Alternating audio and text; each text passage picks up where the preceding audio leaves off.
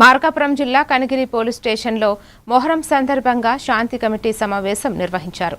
Incharge DSP Balamuralikrishna, CI ఉప్పు Srinivasarao, SI Sandeep ఆధ్వర్యంలో జరిగిన ఈ సమావేశంలో హిందూ ముస్లిం మత పెద్దలు పాల్గొన్నారు. మొహరాన్ని కులమతాలకు అతీతంగా శాంతియుతంగా నిర్వహించాలని డీఎస్పీ సూచించారు.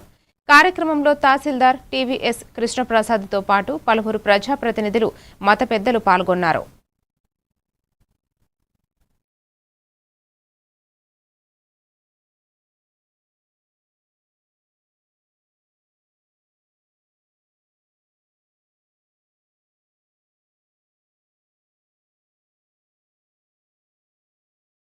कुमार देमहे तन्नो दुर्गे प्रचोदयात् श्रीचक्रसहिता श्रीवादवेगनिका परमेश्वरी देवता नमः शुद्धार्घ स्नानं समर्पयामि कृष्णारस्वस्य वादिनः सुराभिनामकाकरत्रणः योगं शितार्षतो तथना स्नपयामि।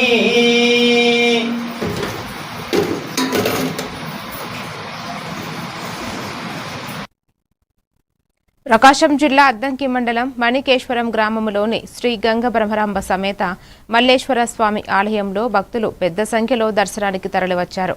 స్వామివారికి ప్రత్యేక పూజలు నిర్వహించి తీర్థ ప్రసాదాలు స్వీకరించారు. భక్తులతో ఆలయ ప్రాంగణం సందడిగా మారగా ఆలయ పూజారి లక్ష్మీనారాయణ దేవస్థానం విశిష్టతను వివరించారు.